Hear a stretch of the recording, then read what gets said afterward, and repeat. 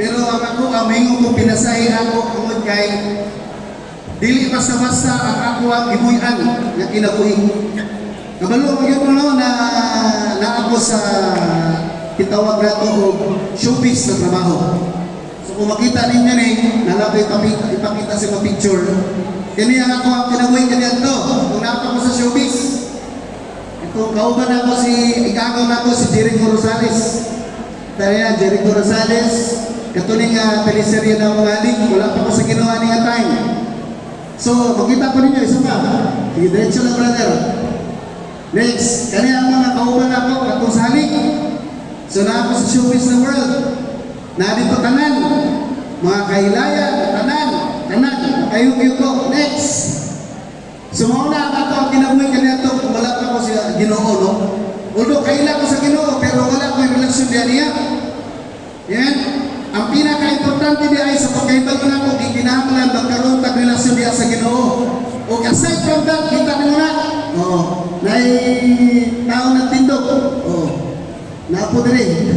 Kita mo na. Yun na, ang kinabuhi kanina ito. Pero, abi na ako, ang kanita na kanaganing forever. Dili diay. Siguro nakakita, kasi nagkatanaw sa una diri, agri tayo dito, taas ka mo. Agri tayo dito. Isa'y katanawan na every Sunday, alas 7 sa buwat butang. Tanan, salamat sa iyong pagtanaw ha. Tungkol sa iyong pagsuporta, nawala kayong programa. Kita, makita niyo nga. Kita niyo nga, abi na ko, dinani moment, for 6 years, iniyang ako ang itsura, kanina na ko permitted ako may TV. No, pag-uuma. Pero wala ko mabalog yung sa rin pagplano o kung sa'y gusto na purpose nga ihatag sa Ginoo sa buwa. 2018, 2019, na-encounter na ko si Jesus sa bukid sa Arakan. Sayo ko ganina din di ba? Kung na-dance dito mga tinanamang tribes. When I encountered them, abi na ko, isunod ko, niapin ko sa kanang itawag na mo na mission trip. Abi na ako ang mag-minister. Ang problema niya ay ako ang bibat ko sa Ginoo. Tungod sa mga bata na itaas sa mga kamot sa pagsakyaw, sa mga bata na parehas kaganina na mag-ampak diha sa paghimaya sa Diyos. Kita ka ng mga bata ng mga tinananan, mga tribo. Kumukanta na sila at tubangan nimo, murag kumuto na imo kasing-kasing. In that moment, God talked to me. The istorya yung Ginoo. Tanawa na sila. Kung sa mga kung kinabuhi kanya ito. Pero katong minsulti yun, naging isa lang yun nakastrike sa kuha. Naliingog yung Lord. Kung gamiton ko nimo, naman ako kasawa ko dahil na ako na kong anak, dula ako kong umamon, mauban ako din. Katong time, misulti ko sa kapastor sa usap kawani. Lingon na siya. Siga kong inom, maski nakadawat ako kay Jesus. Pero kung tayo naniwala siya, tubangan yun kayo, kaning ayon yun, tingon lang siya. Pag inom na mo karoon ng pera, nagkatulang na kay Jesus, naniabot nagkalit si Jesus. Nangatawang sa palibot na ako, pero ako, na-strike akong kasing-kasing. Mura ko gikumot, mura ko gibubuan, bugno kay natubig, dati ko kasabot. Ang gisulti ng ginako sa Ginoo, mao na yun eh. Wa na ko'y kagawa, wa na yun. Corner na ko. Ang gisulti na ako sa Ginoo, Lord, kung gamiton ko rin mo, di na ko ni kaya matanggal niya akong bisyo.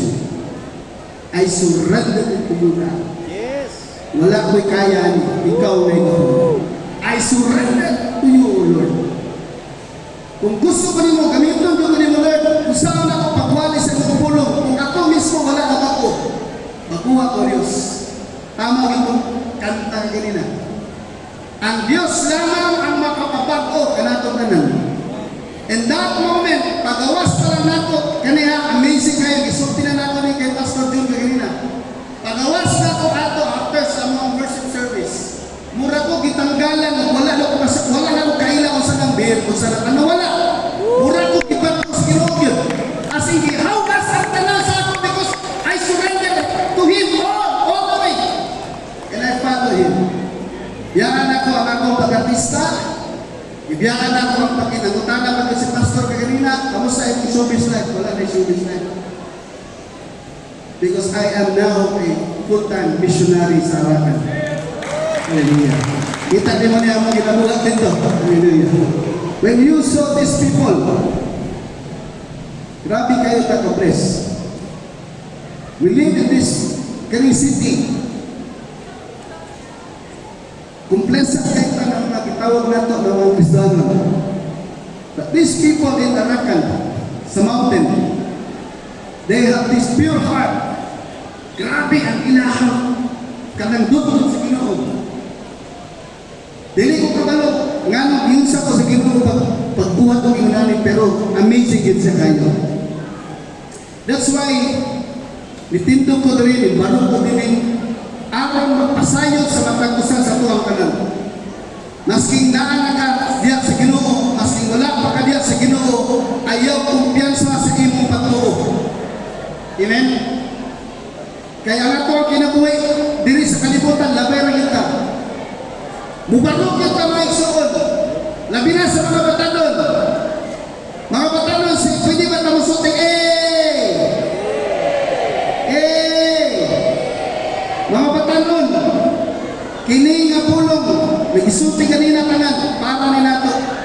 Kaya akabot sa panahon, nagamiton ka na sa Ginoo, likod na kakayo, likod na kakayo, na nibarog sa imong pagtuo.